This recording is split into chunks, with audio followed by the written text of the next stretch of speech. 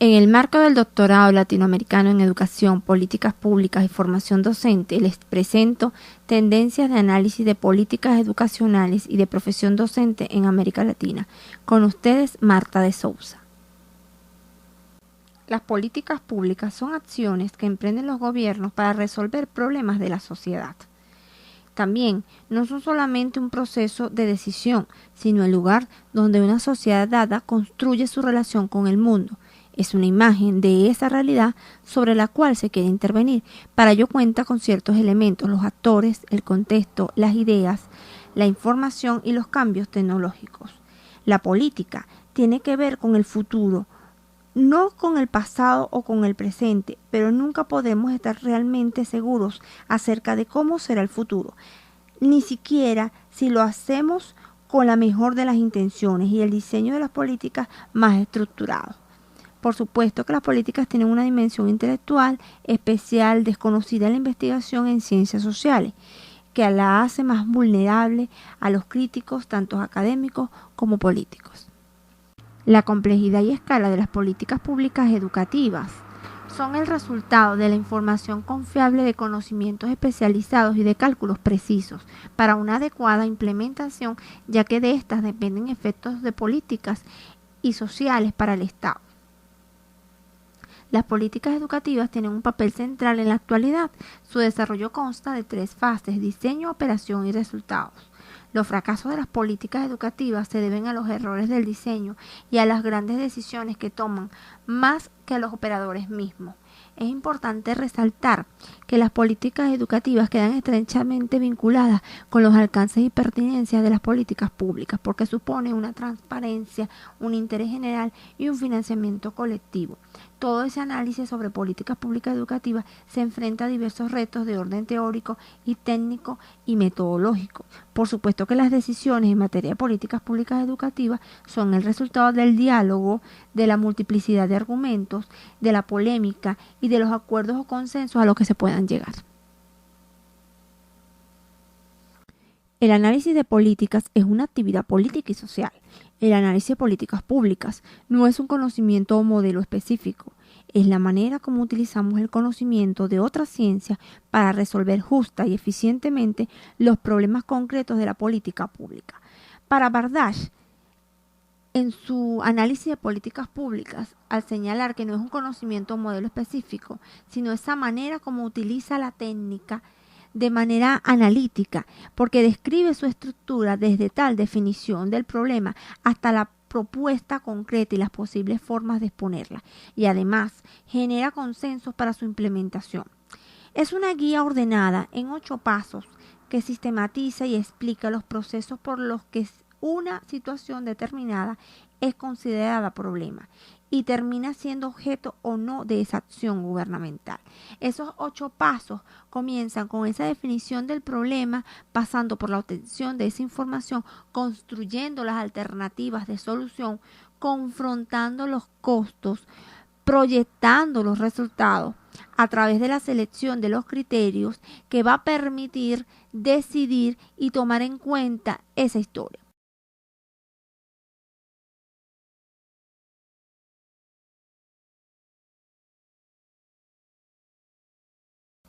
Tendencia de análisis de políticas públicas educativas, de acuerdo a la investigación en ciencias sociales, se apoya en 4 paradigmas que se diferencian por su ontología, su epistemología y su metodología. Estos a su vez son el positivista, el postpositivista, la teoría crítica y la teoría constructivista. Por supuesto, podemos partir de unos marcos de análisis, tomando en cuenta que esos marcos tienen esos enfoques. Estos conllevan a teorías que en preposiciones, esos conceptos, para luego trabajar con los modelos en una representación simplificada de ese proceso, y puede ser a su vez parte de una teoría. Continuando con las tendencias de análisis de políticas públicas, ahora con los 4 paradigmas de las ciencias sociales, tenemos que en el positivismo, en el área de análisis de las políticas públicas, se denominan incrementalistas o utilitaristas.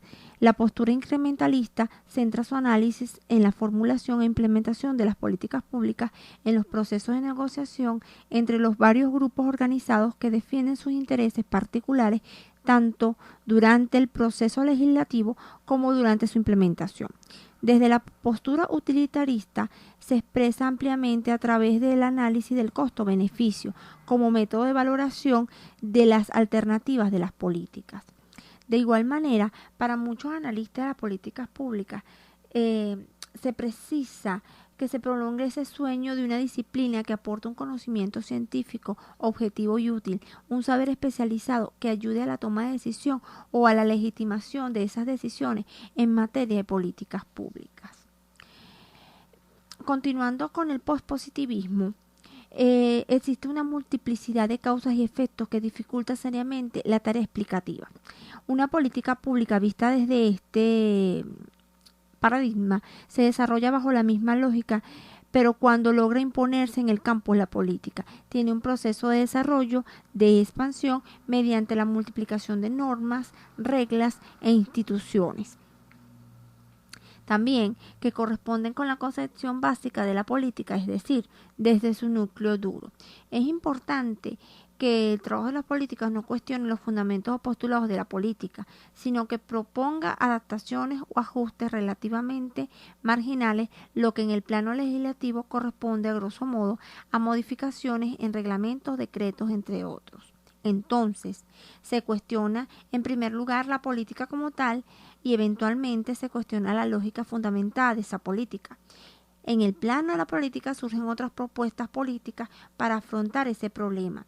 Visto que es cuestionada y entra en crisis, el conflicto se resuelve por la adopción de una nueva política o cambio en los medios y objetivos de ella. El cambio de la política implica entonces un cambio en el núcleo duro de esa política. En el caso de el paradigma de la teoría crítica, la política está en todas partes. Metodológicamente, los adeptos de la teoría crítica asumen una postura en valor y se consideran mediante la eliminación de la falsa conciencia comprometidos con la transformación social. Ello implica la objetividad científica no existe.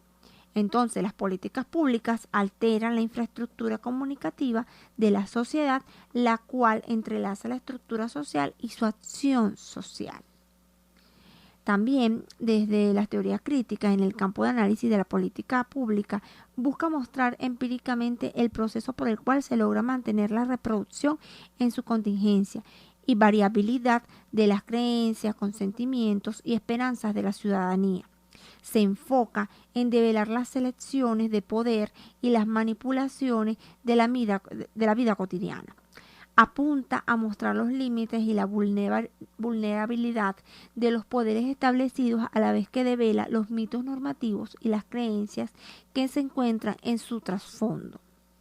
Desde lo constructivista, la metodología privilegia los procesos de identificación, comparación y descripción de las distintas construcciones de esa realidad existente, desde la narración, las historias de vida, los relatos, la retórica y la hermenéutica.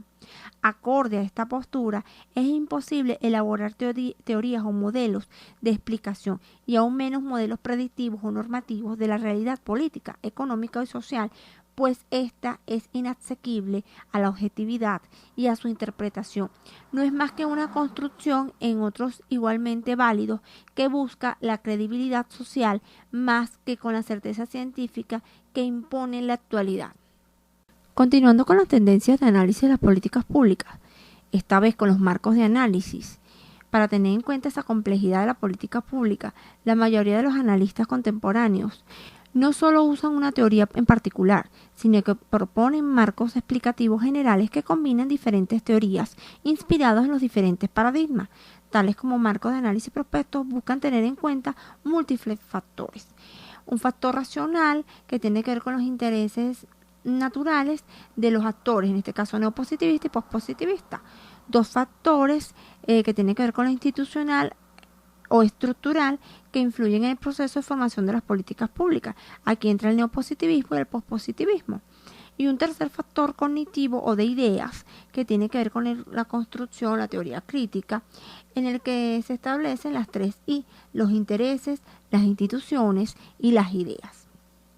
En cuanto al marco de análisis de las políticas públicas, la mayoría de los analistas contemporáneos de esas políticas no solo lo usan como una teoría en particular, y si nos vamos a ese marco secuencial clásico, divide el proceso de la política pública y de allí radica su originalidad en diferentes etapas o fases, que tiene que ver con la definición del problema, la construcción de la agenda, la formulación, la decisión, la implementación y la evaluación. Esta visión fragmentada ha permitido desde los años 80 realizar innumerables investigaciones porque facilita la elaboración de teorías parciales para que cada una de las secuencias de ese proceso constituya la fortaleza del marco secuencial, pero también en su mayor debilidad porque no es vista el proceso como un conjunto. Es importante resaltar también que en esas teorías de la elección racional y de la política pública está bajo el ángulo de un problema de acción colectivo, porque utiliza el individualismo metodológico y la modelización como medio de análisis para la interpretación y se apoya en algunas nociones como el bien colectivo, el juego estratégico, los diferentes conceptos de equilibrio, de solución y de optimismo. Propone a la vez una serie de teorías y modelos explicativos desarrollados a partir de la metodología en común, porque considera que el comportamiento de los actores se caracteriza por la maximización de sus utilidades o intereses, visto que son seres racionales y capaces de ordenar sus preferencias, actúan de forma independiente, y es aquí donde está la tesis del individualismo colectivo, el individualismo metodológico. En cuanto al marco de análisis institucional, su base principal se halla en la teoría de la elección racional. Su marco propone en su centro una arena de acción que tiene que ver con esa interrelación de actores individuales y colectivos en una situación que corresponde al arreglo institucional específico operante para la política pública. Trata de entender los factores que influyen sobre la estructura a través de 3 factores: las reglas utilizadas por los participantes para ordenar sus relaciones, las características materiales y físicas del contexto permitido, ese estado de mundo, y por último las particularidades culturales propias de la comunidad política. En cuanto al marco de análisis que tiene que ver con esas colisiones, la intención de proponer una alternativa de enfoque secuencial permite hablar de 5 premisas. Bueno, que las teorías son procesos o cambios políticos y que se deben a esas capacidades que tiene en cuenta la mejor información relativa a esos problemas. Segundo, es necesario ver los procesos de la política en una perspectiva temporal de larga duración, unos 10 años más o menos.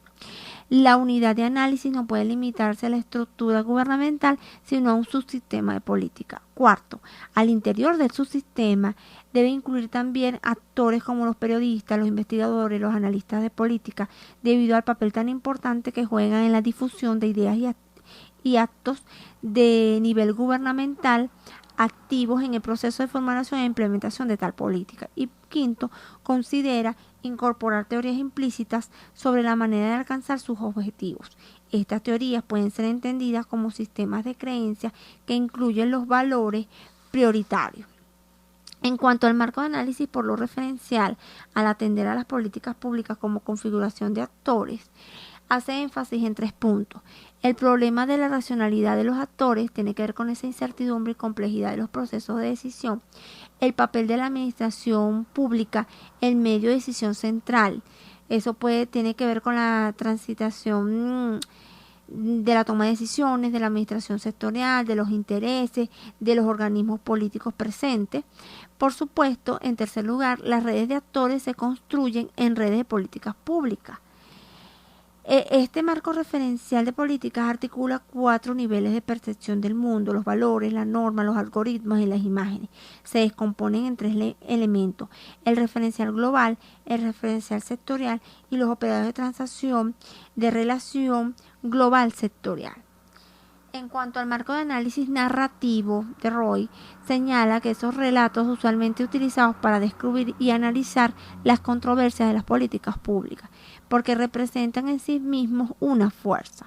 Es por ello que esos relatos de política se resisten a cambiar o a modificarse, incluso en presencia de datos empíricos, lo que contradice ya que continúan subyaciendo y persistiendo en las creencias de los actores y decisores, particularmente en casos de gran incertidumbre, complejidad y polarización. Este análisis narrativo se centra en 4 etapas. La primera, identificar los principales históricos o relatos en relación a la controversia de las políticas.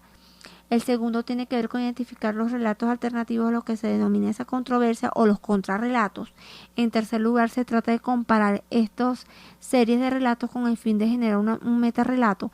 En cuarto lugar, el analista debe determinar en qué medida este metarrelato permite replantear el problema de la manera más amena que le permita hacer las tradicionales herramientas del análisis de la política obtenido desde la microeconomía, el derecho o la gestión pública. Metodológicamente, la generación de relatos se obtiene mediante la realización de entrevistas abiertas y el análisis de los discursos de los actores activos en la controversia de la política pública. Para ilustrar lo del análisis de las políticas públicas educativas, la UNESCO en el año 2013 realizó una investigación con países de América Latina y el Caribe, Colombia, Costa Rica, Guatemala, México, Nicaragua, Paraguay, Perú y República Dominicana. Para ello tomó en cuenta los siguientes elementos: la estructura del sistema escolar, partiendo de su carácter público, cuántas escuelas públicas tenía, cuántas privadas y cuántas privadas subvencionadas. También trabajó con los años de escolaridad obligatoria, señalando también la cantidad de estudiantes por aula. Por ejemplo, que tienen un máximo de 15 y 45 alumnos. Nicaragua, por su lado, tiene entre 15 y 20 alumnos. Perú, 20 y 30. Paraguay, más de 45 alumnos en el aula. En cuanto al año escolar oficial, varía entre 840 y 1.204 horas al año. Es importante resaltar que en los 8 países la mayoría de las instituciones son de carácter público y se entiende por el carácter público aquellas instituciones que son financiadas y administradas por el Estado, y en algunos casos también hay escuelas que son administradas por actores privados y reciben financiamiento público. También es importante señalar que oscila entre 9 y 10 años. En el caso de Nicaragua, solo se exigen 6 años de educación obligatoria para educación primaria, mientras que Perú destaca con una obligatoriedad de 12 años. Las diferencias en la duración de ese periodo obligatorio de educación están dadas por la incorporación de la educación inicial y o secundaria como obligatoria. Es importante resaltar también que en cuanto al financiamiento, el porcentaje del Producto Interno Bruto gastado en educación varía considerablemente entre los países. La proporción del Producto Interno Bruto que los gobiernos gastan en educación va desde un 2.2% en el caso de República Dominicana hasta un 6.3% en Costa Rica. Es importante aclarar que la amplitud de la diferencia de ese porcentaje en cada país no informa sobre los montos ni recursos asignados a educación. Por ejemplo, Costa Rica y México presentan los porcentajes más altos, entre un 6% aproximadamente, mientras que Colombia un 4.8% es gastado en educación. En cuanto a la rendición de cuentas, los países de la región se encuentran en varios niveles de desarrollo e implementación de los sistemas escolares, porque incluyen los estándares de aprendizaje, los exámenes estandarizados, la evaluación docente, la evaluación del directivo, incentivos docentes que tienen que ver con el desempeño de los mismos, la acreditación de las escuelas, los consejos escolares y la selección de las escuelas de acuerdo a las competencias que ellas mismas tengan. También es importante resaltar que existen los programas compensatorios. En todos los países existen tales programas que proveen ayuda económica a las familias de los estudiantes. Ello para que los estudiantes permanezcan en la escuela, reciban alimentación, atención médica, satisfagan otras necesidades. Esos programas compensatorios tienen que ver con las transferencias condicionadas, tienen que ver con los programas de alimentación escolar, que son los más comunes, y los programas de salud tienen que incluir la prevención y el tratamiento. Otro indicador fue la primera infancia, porque tiene que establecer por lo menos un año de educación preescolar obligatorio. Tienen programas de primera infancia intersectoriales, programas focalizados en niños indígenas y en zonas rurales. También México y Costa Rica son los mayores niveles de escuela con escuelas públicas en primaria con un 92%. Es importante resaltar en cuanto a los docentes, como otro indicador, que las políticas que regulan las instituciones de formación inicial docente, así como sus programas de Estado, desarrollan unas políticas para esos docentes. Unas políticas que tienen que ver con la formación en servicio, políticas que emanadas por el ministerio, por instituciones que imparten la formación docente y consistentes en el tiempo. Esa formación inicial puede variar entre 3 años, por ejemplo, Guatemala, y 5 o 6 años en Colombia, México y Perú. Hay incentivos que son parte de las políticas del ámbito, pero que son incipientes. Pueden ser por méritos, por enseñar una lengua indígena en una zona rural, y los países declaran que tienen sistemas de ajuste salarial por años de experiencia. También existen las políticas de contratación por concurso y políticas de despido que suelen regularse por la ley según los estatus docentes de cada país. Casi todos los países, las universidades e institutos de formación docente son autónomos, pero deben cumplir con estándares de calidad en su estado, porque son evaluados y monitoreados desde los distintos estándares de calidad. También es importante resaltar que en esos países se encontraron unas metas comunes entre ellos desde el punto de vista educacional. Ampliar la cobertura y mejorar la calidad de la educación, compensar las poblaciones vulnerables mediante los programas focalizados en estos grupos sociales y fortalecer la infraestructura del sistema de educación. En tanto, los centros educativos como materiales y tecnológicos disponibles para estudiantes y docentes, por ejemplo, Colombia, Costa Rica, Guatemala, México y Paraguay. Ampliar la provisión de educación inicial para fortalecer la educación multicultural bilingüe y fortalecer el recurso humano docente y directivo. Buena parte de las reformas y políticas educativas implementadas en los últimos años han sido valiosos, pero es importante darles continuidad y prestarles atención a su implementación.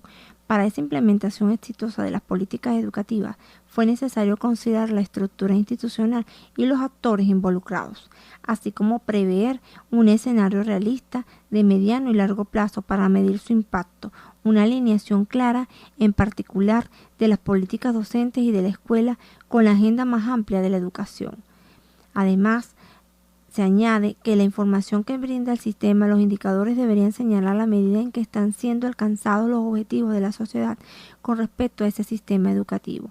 Por eso es que es resaltante el oficio de la profesión docente, ese oficio que ejerce por el cual percibe una retribución ese profesional, que tiene como objetivo desarrollar su conocimiento y sus habilidades, elaborando perfiles docentes, considerando el desarrollo docente como un continuo, haciéndolo más flexible, adaptándolo a su formación inicial, mejorando así sus experiencias y sus campos de practicidad e integrando el desarrollo profesional a lo largo de toda su carrera.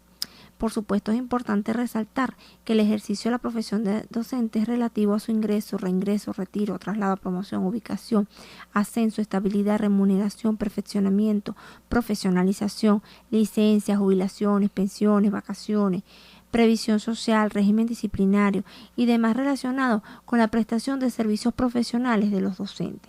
Es importante resaltar también que existen ciertas tensiones desde la profesión docente que tienen que ver con esa educación como derecho, la educación como formadora de ese capital humano y que esas políticas educativas generen una calidad. El análisis de la profesión docente, visto desde la tecnología educativa, desde el cómo enseñar, tiene que ver con los contenidos y materiales educativos innovadores y una adecuada motivación y preparación en el uso de las tecnologías de la comunicación y la información. Si consideramos la denominada sociedad del conocimiento a la que se atribuyen esas tendencias, esa sociedad del conocimiento implicaría un cambio cualitativo en el uso y aplicación de la información para la generación de un nuevo conocimiento, cambio basado en la educación y en el aprendizaje.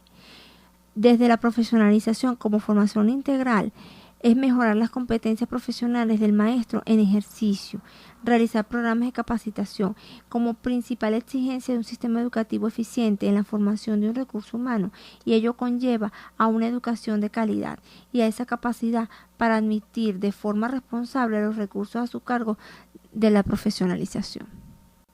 Continuando con el análisis de la profesión docente, pero ahora desde la docencia a la investigación de ese docente innovador, hay que ampliar la realización de los metaanálisis de esa investigación educativa, repasar la visión racionalista y tecnocrática en los procesos de toma de decisiones a la hora de investigar, crear nuevas reglas que contribuyan a abrir espacios democráticos para la discusión y el razonamiento público de esos saberes. Los desafíos a los que enfrentan los países en vías de desarrollo son múltiples y resaltan que varias de las políticas educativas en estos países no se basan en la investigación o en análisis de técnicas a pesar del acervo de esos conocimientos acumulados.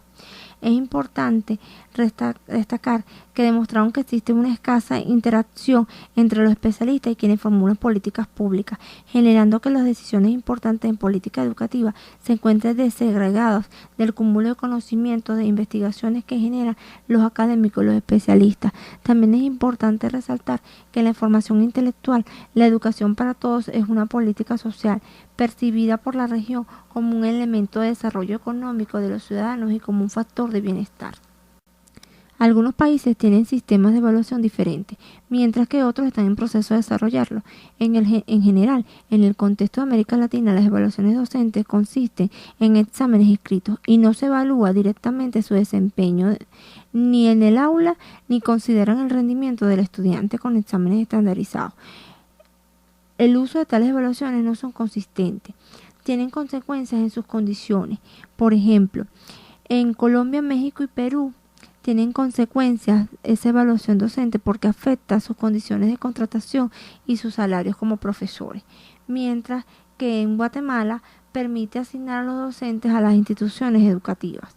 Por su parte, en Costa Rica se inició el sistema de evaluación en el año 53, que consiste en un cuestionario que evalúa la relación de los padres, la preparación docente y la aplicación de los métodos pedagógicos, pero no incluye la evaluación de desempeño. Mientras que en Paraguay y República Dominicana se desarrolla actualmente esos instrumentos. A modo de conclusiones, en primer lugar tenemos que la tendencia mundial en cuanto a la política de formación docente es la de plantear sus alcances en términos de modernización estructural y curricular, las nuevas condiciones de aprendizaje, la educación permanente y en la base de estos alcances la búsqueda de la calidad y la equidad. En segundo lugar, las políticas que se plantean para obtener un sistema de calidad con viabilidad política, técnica y financiera son de calidad, de cobertura, de equidad, de educación bilingüe, multicultural e intercultural, de modelo de gestión de fortalecimiento institucional y de descentralización de la formación del recurso humano y de aumento de la inversión educativa. En tercer lugar, las políticas de formación docente son parte de las políticas educativas. En ese sentido, las de formación docente son todas las que tienen que ver con uno de los actores importantes del proceso educativo, desde su formación inicial hasta su formación permanente. En cuarto lugar, es imprescindible para el éxito de una política pública educativa que las instituciones que diseñen e implementen las políticas sean sólidas.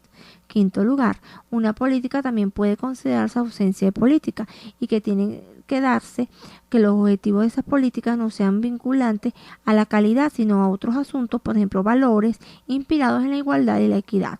Sexto, muchos países de América Latina le están dando mayor importancia al tema de la inclusión y la equidad, visto que la educación es un bien y un servicio público, caso Venezuela, mientras que otros se centran en la calidad, evaluación y acreditación y se ocupan de formular las políticas públicas de la educación. En séptimo lugar, en casi todos los países, las universidades e instituciones de formación docente son autónomas, pero deben cumplir los estándares del Estado que son monitoreados y evaluados mediante sistemas de calidad. Octavo, en las escuelas públicas la mayor cantidad de matrículas se concentra en la educación primaria. Noveno, es necesario fortalecer el recurso humano docente y directivo a través de sus capacidades de formación. También es importante resaltar el papel actual de las políticas educativas que corresponden a esas políticas públicas y a la gestión, ya que en conjunto brindan un panorama complementario al sistema educativo. Para finalizar, encontrarán las fuentes consultadas y empleadas en la presente disertación.